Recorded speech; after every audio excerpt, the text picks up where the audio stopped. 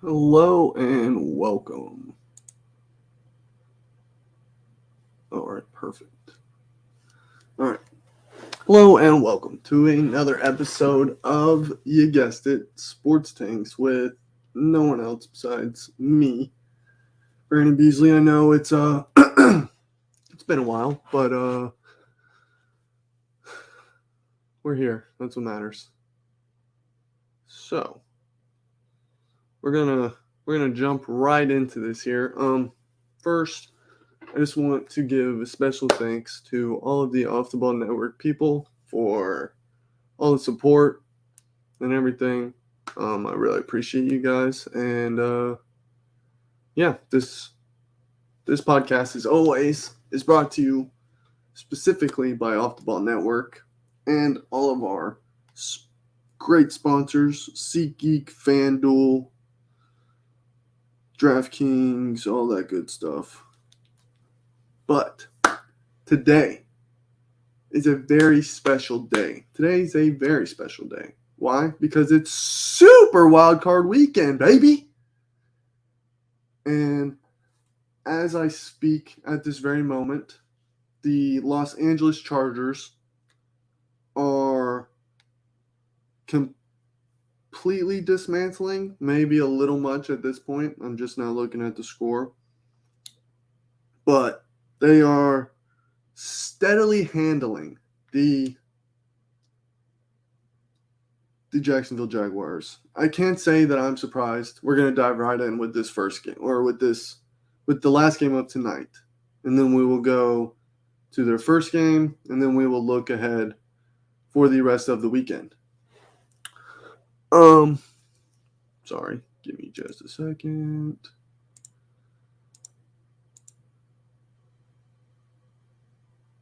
Awesome. Okay. So, like I said, the Chargers are handling the Jacksonville Jaguars very easily. If you have watched any of the game so far, you know that the first quarter of the game is basically where all the action has happened. In the first quarter of the game, Trevor Lawrence, the magnificent Trevor Lawrence, threw 3 picks, and I think at one time had four completed passes for 30 yards and 4 picks as well. That is what happened. I mean, it looked like for the past, I think it said 7 weeks or something like that. 7 weeks? No, I think it said the last 222 consecutive passes that Trevor Lawrence had thrown before he threw the first pick were none of them were picked off. So, that was his first pick in 222 passes. Now, 222. We'll divide it by 6 games.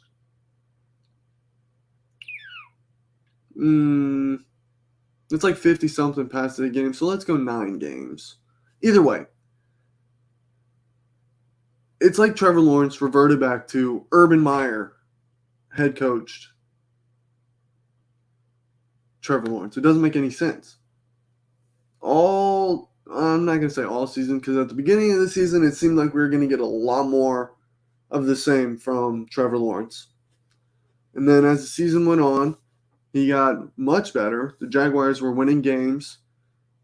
And there were some people who thought that the Jaguars were going to win the division, which actually they did. And they thought that the Jaguars were going to easily make the playoffs. I don't know if they did not make it easily, but they did make it. My point is, the Jacksonville Jaguars have gotten better since Urban Meyer left. I'm not sure exactly how much, but they are definitely going in the right direction. I think this year for Trevor Lawrence was basically his rookie year. I mean, last year was a nightmare. If I'm Trevor Lawrence, I think about my rookie year one time. I think about him one time, just to remember how terrible it was, and then never, ever think about it ever again. There is nothing constructive that can come from last season.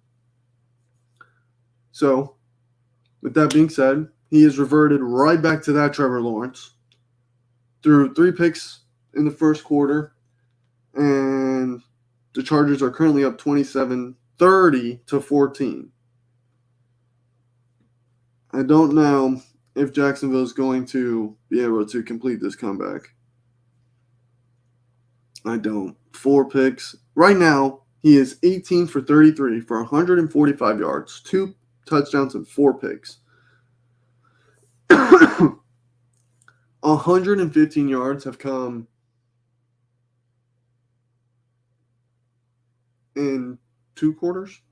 I think he had 30 total passing yards at the end of the first quarter.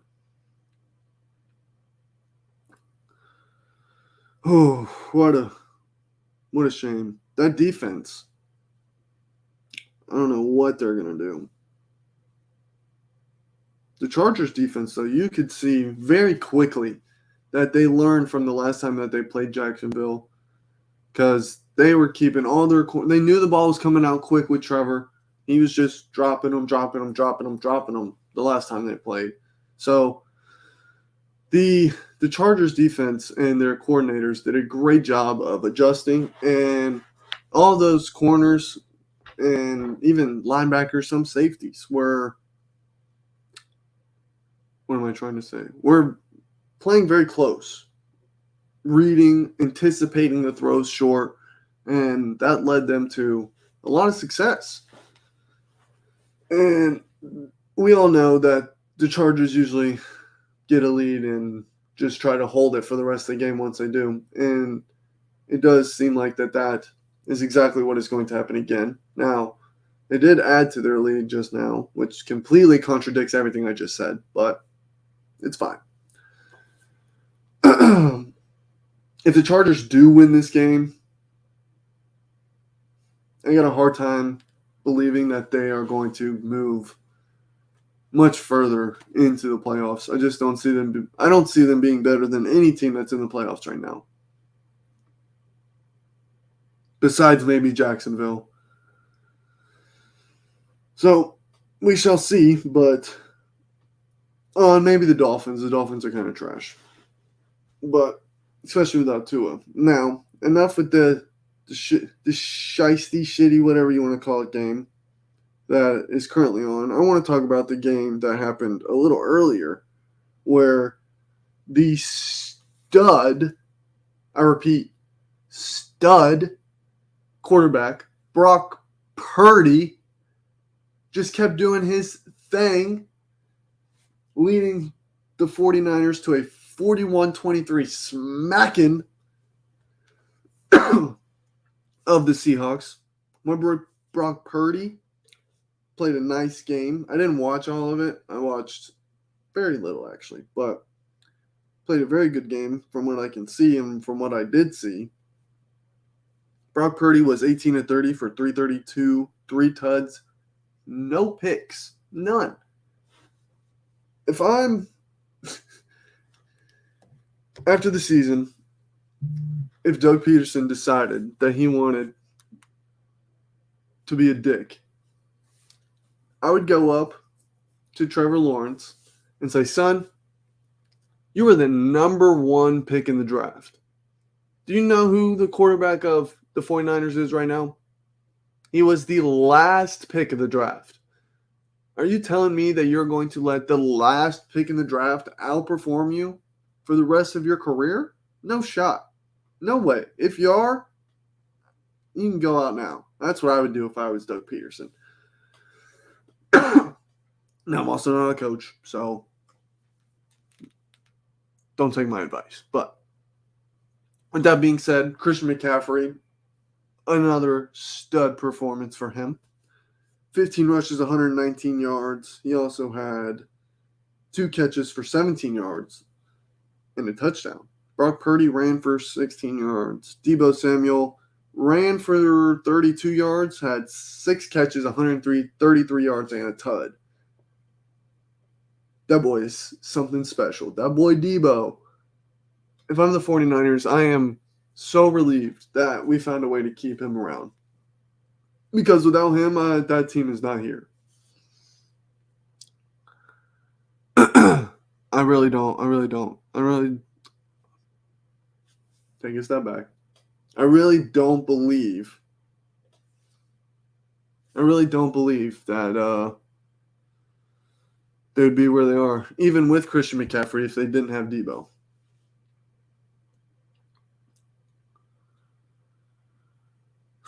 Oh, the Jags. It is now a 10-point game going into the fourth quarter. I started this by saying that the Chargers are going to walk all over them, or continue to walk all over them, and you may see in real time me be proven wrong. And honestly, if I'm the Seattle Seahawks, even though we just lost in the wild card round, I would consider this year a wildly successful season.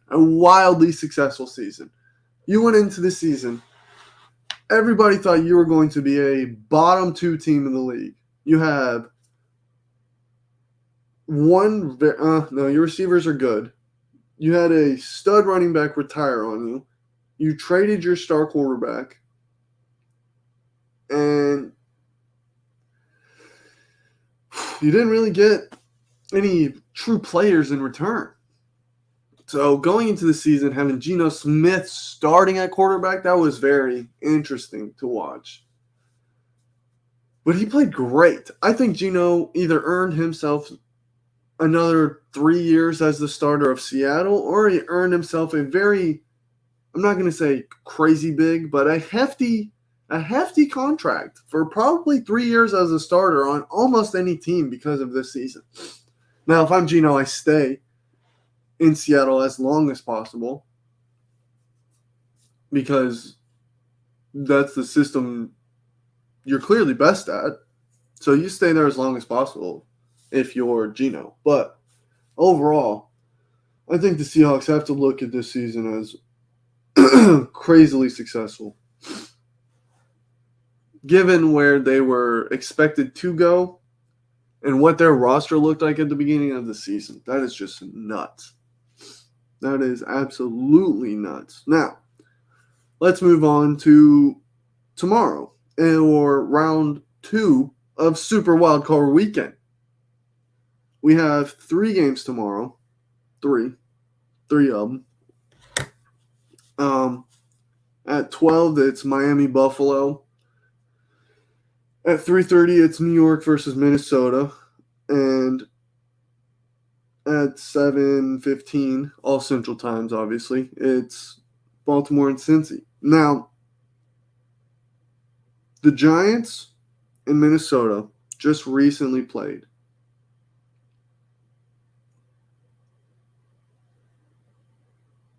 The Giants in Minnesota just recently played. I'm doing this on a live podcast, but there's a spider and it's freaking me out. Okay, sorry.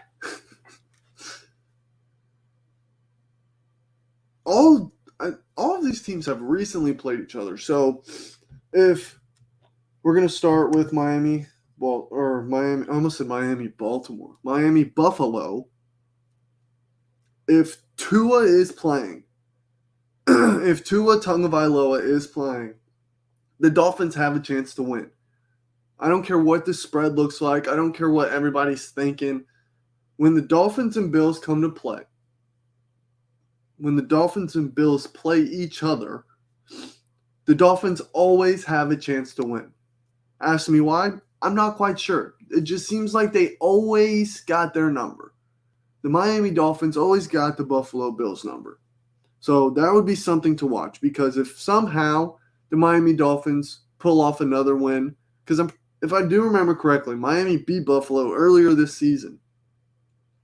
It's very hard to beat a team twice, let alone a team that is clearly better than you. It's hard to beat them twice. So if they find a way to win this game, it would send rippling effects through the entire NFL world. And I do believe that this year's playoffs would get very, very interesting, very, very fast. Now, that's me being optimistic. There's also a chance that Miami beats Buffalo. I almost called him Baltimore again. Goes and beats Buffalo on a crazy game. And then they go and get smacked because of the hangover from that win. That is very possible. And if they win that game, I would almost predict that that's what happens. But with that being said, the Buffalo Bills have Josh Allen at quarterback. On the season, threw for 4,300 yards, basically, 35 touchdowns, 14 picks. He threw a lot of picks. Very abnormal. Not very abnormal, but abnormal for where we thought Josh Allen was going. I said earlier in this season that Josh Allen may be the most clutch player ever. Every single time that Josh Allen gets into a clutch situation, he tends to blow it. He does. Now, on a show, Overreaction Monday show, a while back as well, I made the prediction that the Miami Dolphins were going to the Super Bowl. Now, a little after that, I came on this podcast and I doubled down on that statement. I was riding high in my Superman socks. And then all of a sudden, Tua just starts getting fucked up. Just getting laid out left and right. He's hurt, whatever, multiple concussions. This whole season for Tua has been nuts. So, it would be a lie for me to say that I am not a little scared. Now, with that being said, I stand by my statement, baby.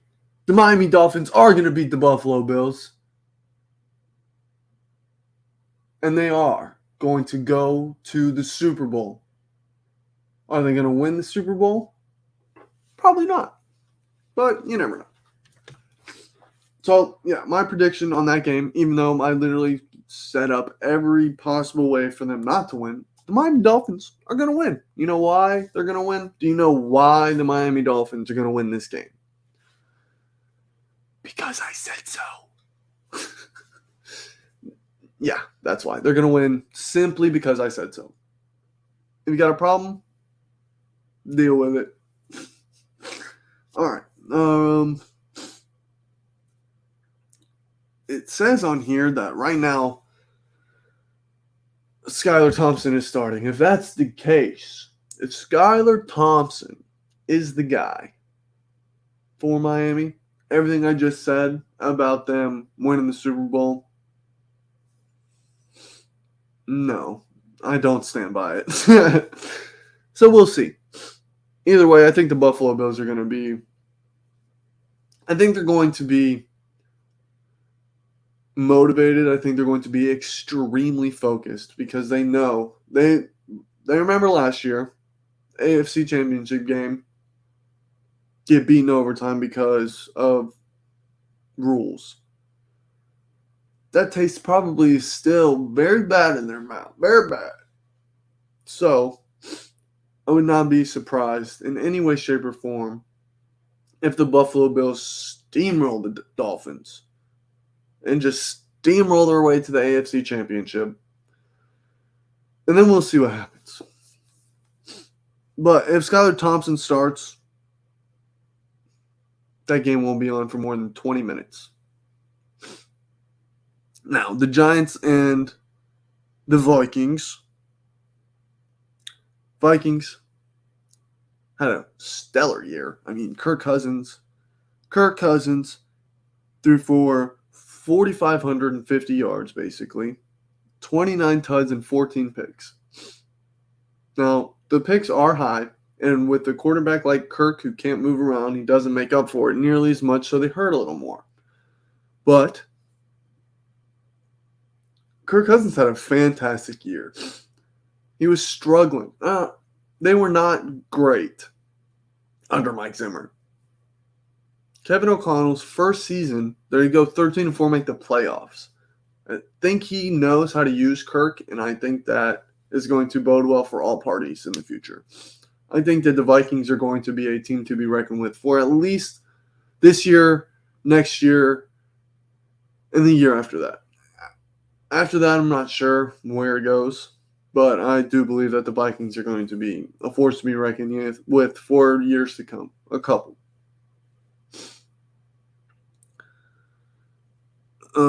Justin Jefferson, greatest receiver. He broke Randy Moss's record. This game just seems so cut and dry to me. It does. You could ask me 1,000 times out of 1,000 who is going to win this game. And every single time I would say that the Vikings are going to win. Why? Why, you ask? Because the New York Giants have not proven to me that they are a good football team. Daniel Jones has not proven to me that he's a good quarterback. None of their receivers have proven to me that they're good wide receivers. They have a fantastic coach and a fantastic system in Brian Daboll. They have a fantastic running back in Saquon Barkley. But they do not have a fantastic quarterback. Daniel Jones, dog shit. And they do not have any fantastic wide receivers. They don't. Their best wide receiver this season was Darius Slayton. He was targeted 71 times, caught 46 balls for 724 yards.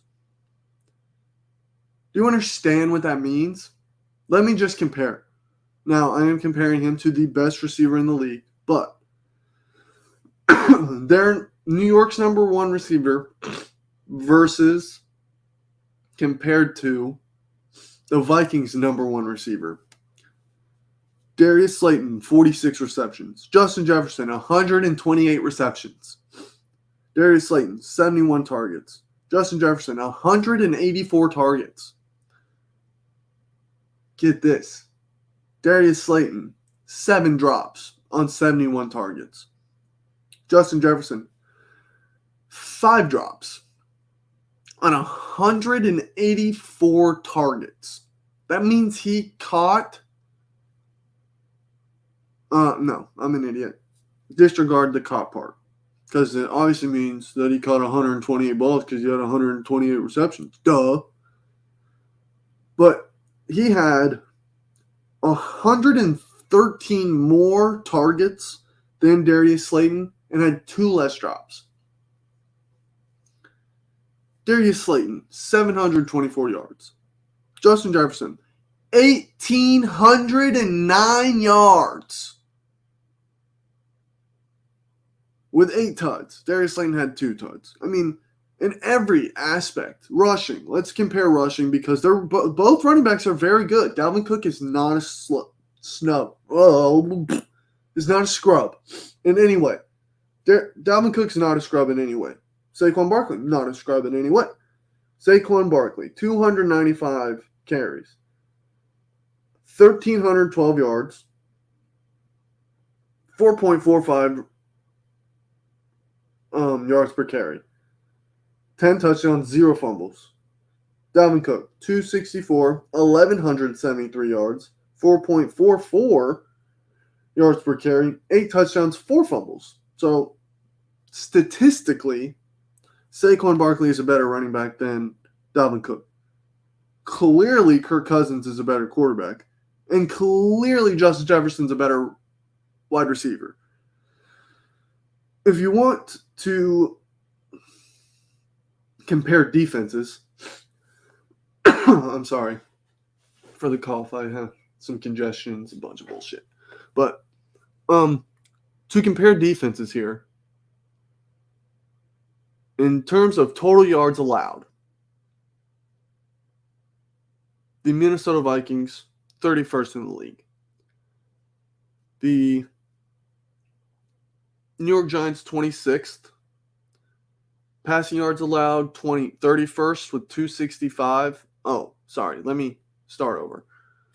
So, total yards allowed for the Vikings, they are ranked 31st in the league, allowing 402.9 yards per game.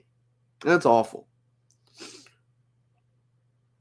The New York Giants defense, allowing 374.1 yards per game, is 26th. In terms of passing yards,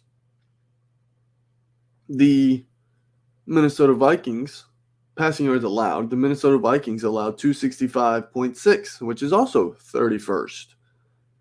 And the New York Giants, 214 even, which is 14th in the league. So, based on those two right there, before I keep reading, I may have been wrong. I think that the Minnesota Vikings are statistically better than the New York Giants in every category besides defense. Which is a very big part. Defense wins championships, right, baby? But in terms of rushing yards allowed, the Minnesota Vikings allow 123.1, which is 20th in the league. And the New York Giants allow 144.2, which is 27th. In terms of points allowed, the Minnesota Vikings defense is allowing 25.1 points per game, which is tied for 28th. And the New York Giants defense is allowing 21.8 points per game, which is tied for 17th.